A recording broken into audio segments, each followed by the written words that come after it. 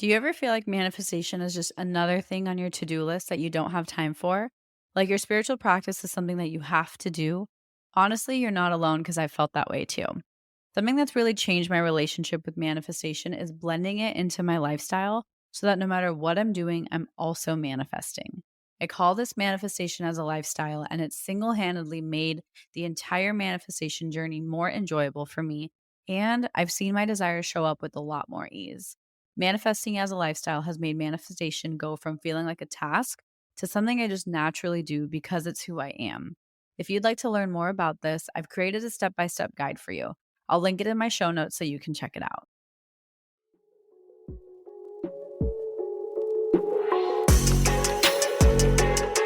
Hey, love, welcome to Affirm It Express, the mini series within the podcast that's all about giving you a quick spiritual boost. In each episode, I'll share affirmations or a quick tip to help you stay in your best energy. So let's get to the good stuff and affirm it together. Hi, everyone, and welcome to Affirm It Express.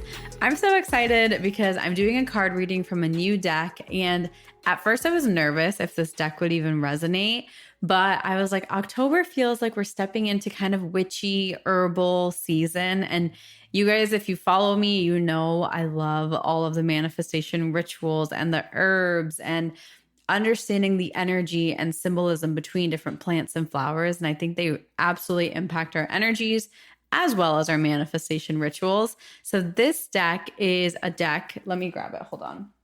It's called the Herbal Astrology Oracle. It's by Adriana Ayales. She's like the founder of Anima Mundi Herbals. I'm sure you've seen their stuff on Instagram. They have amazing things.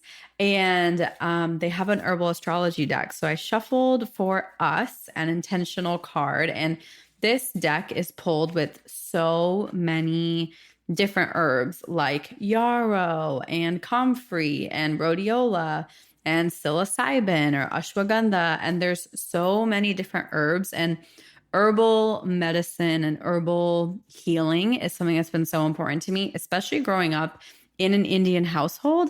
I think we use herbs and Ayurvedic herbs for so many different things, and it just feels like it's part of who I am. So I really love this deck because it's blending things I'm really passionate about, which is spirituality and herbalism. So I pulled a card for us for October, and it is actually something that you're probably all familiar with, which is Palo Santo. So Palo Santo is the card, and it's called The Message is Guardian. I will read the entire card, and then we can talk about it for a few. So it says, if you receive this card upright, it means gifts from past lives, activating dormant gifts, connecting to your ancestors, guardian of the sacred, or the sacred trickster.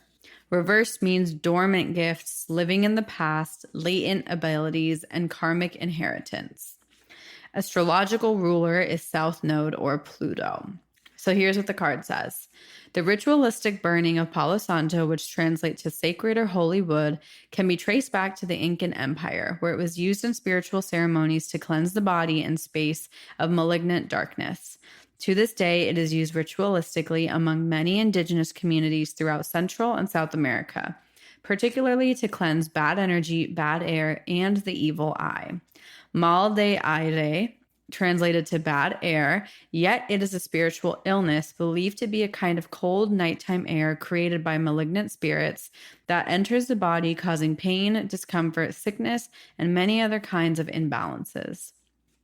Incan medicine people use this wood in their religious rituals as a tool to neutralize negativity, rejuvenate the body, mind, and spaces, bring peace, balance, and good fortune, and achieve a better spiritual communication with their gods.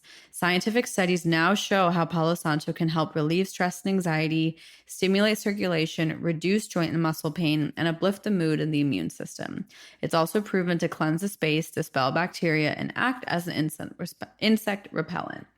Palo Santo's medicinal qualities are very plutonic in nature, as it powerfully cleanses malignant energy while being highly invocatory and perfect for strong intention setting. Palo Santo has a long history of use as a magic wand that unlocks innate gifts that have lain dormant, inactive, or blocked, like wisdom, intuition, and sight to see into the past and past lives. guidance. Palo Santo is a protective wand that grants us the power of unlocking innate gifts that have laid dormant, inactive, or blocked. Palo Santo, like the fox, is here to assist you as a spirit guide who helps you navigate the spirit world.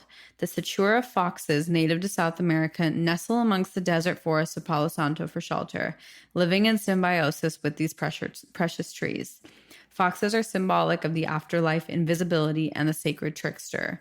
Palo Santo neutralizes the venom of dark tricksters and alchemizes its poison into gold, becoming the sacred trickster. Palo Santo is here to remind you to activate your dormant gifts. You are the guardian of the sacred that has walked many paths. Know that you can neutralize the greatest of poisons and even outwit the smartest of tricksters. Wow, that was such a long reading. Sorry, I did not expect that. Interestingly enough, this card is actually the last card of the deck. And so I've always kind of considered it like extra blessed and kind of very symbolic when you pull the last oracle card of a deck. It's number 55. And so I feel like this is such a beautiful reminder, if that message resonated with you, to really activate your own intuition, your own spiritual gifts. Maybe use October as that month to reconnect with your spiritual gifts. Maybe the message didn't resonate with you at all and you take it in a very literal way. Maybe you use Palo Santo in your spiritual practice to cleanse your energy, cleanse your aura, cleanse your home, and just reset yourself. So there's no right or wrong way to interpret this card, but I find it very beautiful that, one, it's a tool that I post a lot about, that I use a lot. And I actually just received some very authentic Palo Santo from a friend who just went to Peru. So very fitting for me personally. And I think it's so fitting that it's kind of the end of this oracle, which I think is always extra symbolic and extra beautiful. So I hope October is filled with just reconnecting to your own spiritual gifts, your own inner knowing, and really playing with your spiritual practice in an applicable and tangible way. So I hope this resonated, and I will see you next week.